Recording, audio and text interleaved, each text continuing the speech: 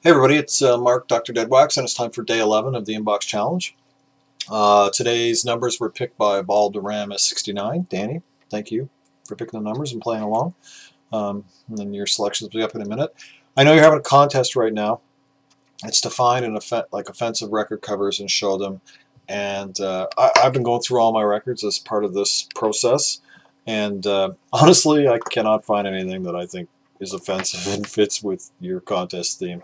My collection is all jazz, classic rock, and prog, and I think probably the most offensive thing about my collection to some people would be about how banal it is. I have one record that I know would fit the concept. I mean, it's like a Nazi punk record I got in a box of records once that I never wanted to donate to a charity, because they might take offense to something Nazi coming their way. But I can't find it anywhere. I don't know what the hell I did with it. If I find it, I'll show it. If not, congratulations on reaching your subs milestone. And your videos are a lot of fun, so keep making them. So today, you pick 5 numbers. I'm going to show 5 records. And one of them was a double. Everybody's getting doubles right now, so it's adding an extra record to this thing. But so first record is King Biscuit Boy Gooduns, and this was bought at Eaton's way back when for $2.98. And Eaton's has a kind of a special place in my family. It was a department store here in Canada that had been around for like 100 years, and there was this rule that if you were Irish and you immigrated to Canada and you couldn't get a job, you could always get a job at Eaton's. And when my parents came in the 50s, my dad was a papered painter decorator, and he went down to Eaton's because he couldn't get work and asked for work, and they said, "What's your skill?" And he says, "Well, I have my papers as a painter and a decorator." And they're like, "Sorry, we don't have any work for you, but here, take that." They wrote down this address, and they said, "Go to this address." And so he went to this address, which was in the most expensive neighborhood in Toronto, in this house that looked like a castle, and it was for the Eatons. He went, and he was ushered into a room to meet with Lady Eaton, and he subsequently worked for her for I think like a year or year and a half, and he has a lot of really funny stories. He had a lot of really funny stories about working for them and matching colors to like Monet's, and painting rooms based on like famous paintings. And of course back then paint was mixed by hand. So anyway, I'm 3 minutes in, I haven't shown the record. So King Biscuit Boy Gooduns. King Biscuit Boy, his real name was Richard Newell, and he took his name from the King Biscuit Flower Power Hour Blues. Anyway, so he kind of got his start in Canada in a band that was different bands. He's from my hometown here in Hamilton. He was in a couple different bands, and then he was in Ronnie Hawkins' band. That was one of his bands after the band was his band, but the band left and went to Dylan, and then they became the band. But he was in the band that replaced the band for Hawkins for a little while, and Hawkins fired that band, and that band went on and became a band called Crowbar, and then he left the band Crowbar and put out solo albums, and this is one of his solo albums. So this is like a rock and blues kind of straight ahead rock and blues with a little bit of rock and blues, but pretty bluesy kind of music. And he died about 10 years ago of alcohol-related stuff. And there's a concert every year in town to raise money for a scholarship at the local college's music program in his name. Interesting about this record is if you can find an original Canadian pressing. This is a U.S. pressing on Paramill. If you can find an original Canadian pressing, which is on Daffodil, it comes in a burlap sack with this motif, this decoration on the bag. But there is an actual record cover inside. It's not like the record's just thrown in a burlap sack up here. We do like use covers and everything. Although the sack does keep it warm in winter due to the extreme cold. So that one in the burlap sack actually gets quite a premium. Good record. I'd recommend it if you like that kind of blue stuff. Next is a record called Ambergris, or Ambergris, and named after the stuff that comes out of a sperm whale that they make perfume out of. Anyway, and you can see the name there. Ambergris question mark. Now, lots of people will recognize this cover image from something else, and that's because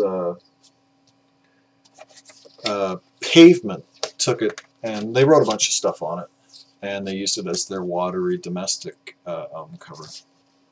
So all you youngins who are into the Pavements will recognize this.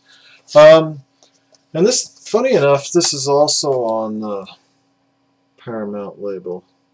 And in the Deadwax on this is MR in a circle, and what MR in the circle stands for is Monarch Records, and that is something you want to look for if you collect early Doors records, because some of the best Doors recordings are said to be the ones that were pressed at Monarch Records.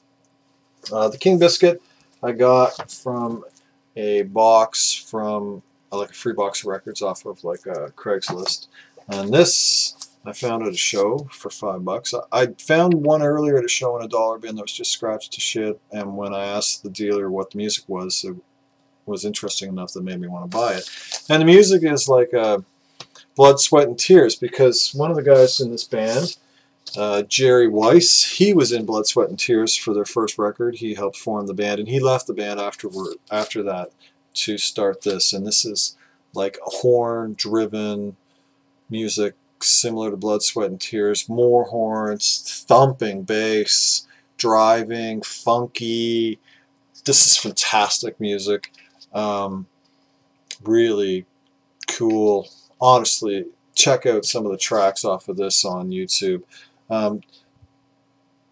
Chocolate Pudding, I think, was the big hit, but Forget It, I Got It. It's just, I'm not sure if that one's on YouTube, but that is just, I love that. That had this driving, thumping, funky bass line with the big horns, and it was really cool, really great listening music. So I say like $5 at a show last November in Burlington, so that was that one. Next is Syrinx, Long Lost Relatives.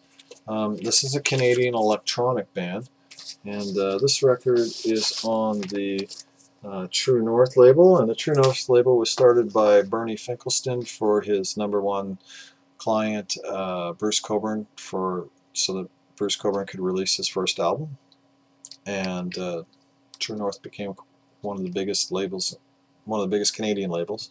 So this is Syrinx's second record. The first record was just called Syrinx, and this is electronic.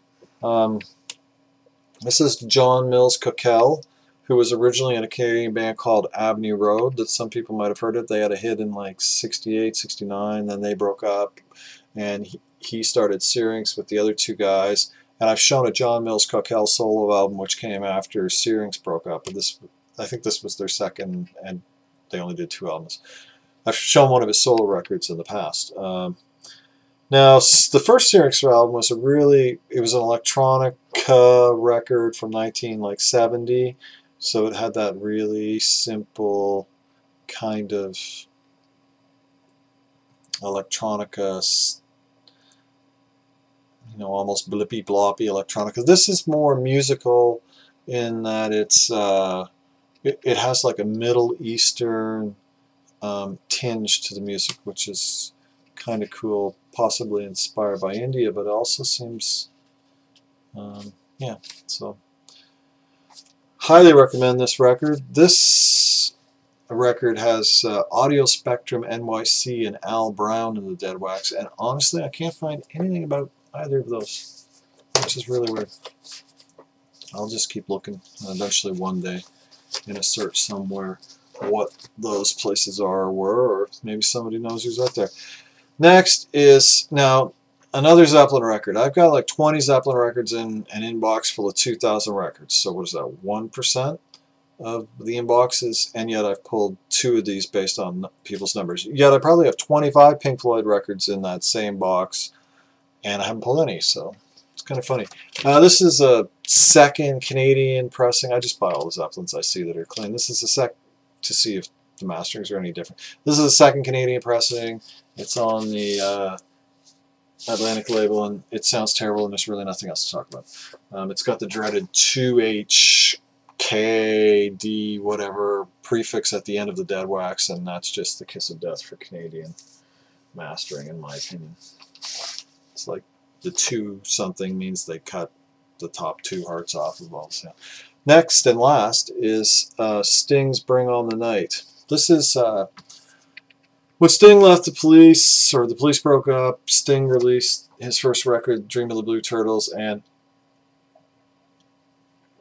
he put together the most amazing band, which consisted of people like Bradford Marsalis, Omar Hakim, who'd played with Weather Report, Kenny Kirkland, who played with Wynton Marsalis and Dizzy Gillespie and Elvin Jones, Daryl Jones, who played with Miles Davis, Bradford Marsalis.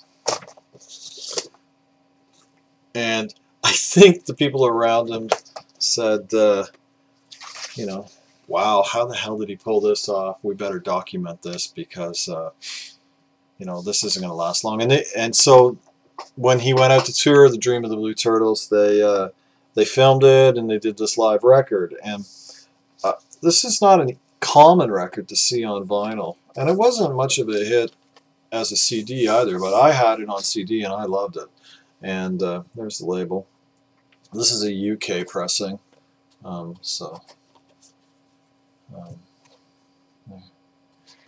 this is a UK pressing. In the dead wax is Utopia. Utopia was a mastering house in Britain, and Utopia can be identified by a U that has 3 lines going down through it, which makes it look like the musical instrument, the lyre, and it's either just the lyre symbol or the lyre symbol as the U and then topia as the rest of the words. So that's how you can find that. This record sounds really good. And funny bit of VC synchronicity. Tonight I'm cleaning these records, got my playlist queued up in YouTube, and it's on while I'm cleaning records, and up comes Sun Dodgers Police Singles video, and as I'm cleaning side 1 of this,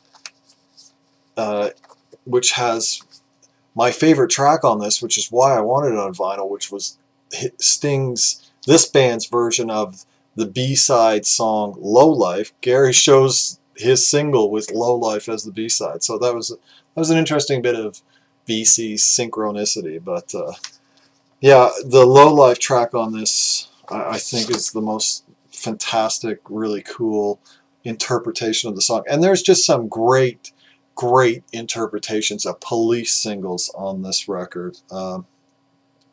Bring On the Night, We Worked the Black Seam Together, Demolition Man, I Burn For You is just fantastic. He only had the 1 album. He didn't have, and he would never do this much Police material now, but he didn't have a lot of music because he'd only done the 1 album, but he had this fantastic band. So they did all these great jazzed up takes, and there's Bradford Marsalis has just these blazing saxophone solos, and the band is like super tight. I mean, he even hired a bass player. Sting was smart enough when he put this band together to realize he shouldn't be doing anything but stand up the front and singing. So anyway, those are today's records. So thanks Valderrama for picking the numbers, and thanks Gary for the VC synchronicity, and have a great day everybody, and keep the record spinning. I'll see you tomorrow.